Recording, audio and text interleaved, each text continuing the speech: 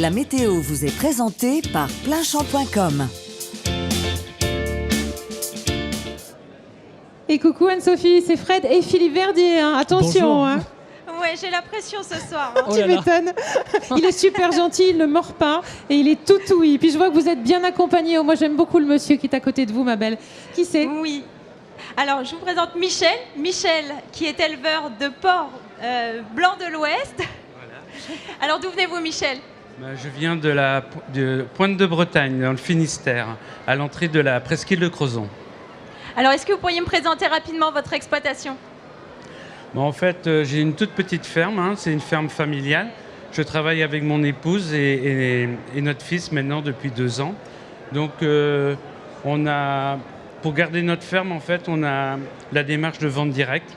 C'est pour ça qu'on a fait ce choix de porc blanc de l'Ouest, pour augmenter la qualité et pouvoir proposer quelque chose de différent. En agriculture biologique. Oui, nous sommes aussi en agriculture biologique. Oui. Et vous êtes sur une démarche complète, je crois, c'est-à-dire que vous êtes naisseur jusqu'à l'assiette? Voilà, naisseur jusqu'à l'assiette, c'est la bonne formule, puisque nous faisons naître nos cochons à la maison, nous les élevons, nous les transformons et nous allons les vendre sur les marchés. D'accord. Alors, combien est-ce que vous avez de bêtes sur votre exploitation? En fait, très peu, puisque un cochon et demi par semaine, ça représente 7-8 truies élevées et ça représente donc à peu près 60-80 porcs par an. Et donc, vous êtes sur un élevage 100% plein air, j'ai envie de dire 100% plein champ? Tout à fait. En fait, le plein air, c'est surtout à la belle saison, puisque il arrive qu'il pleuve dans le Finistère. Ah bon? Oui, mais bon, pas souvent.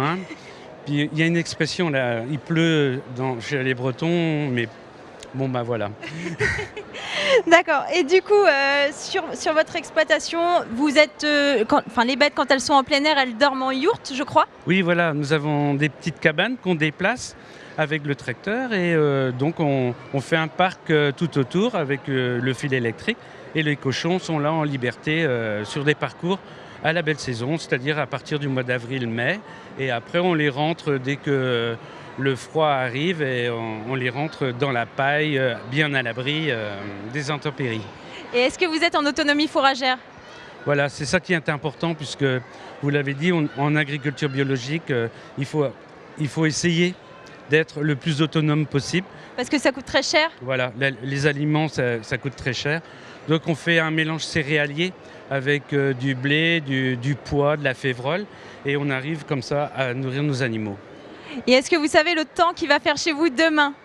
Ah non, mais je crois que vous allez me le dire, non? Je vais vous le dire. Alors demain, en Bretagne, le temps sera globalement sec et quelques nuages sont à prévoir.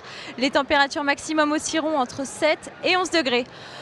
En France maintenant, une perturbation est à prévoir à l'est du pays ainsi qu'en Corse. Par ailleurs, il fera beau, je vous rassure. Et attention, si vous habitez dans le Midi, les rafales de vent pourront atteindre 110 km/h et les températures resteront globalement fraîches pour cette période de l'année. À demain pour de nouvelles rencontres dans la météo des régions. À demain, Anne-Sophie, ça va mieux?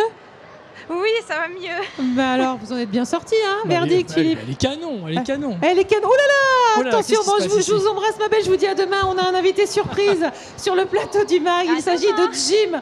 Bonjour, comment tu vas? Faut venir aux terres de Jim. C'était la Le météo 11 septembre, avec les GIA Pleinchamp.com. organisent en Vendée un événement exceptionnel.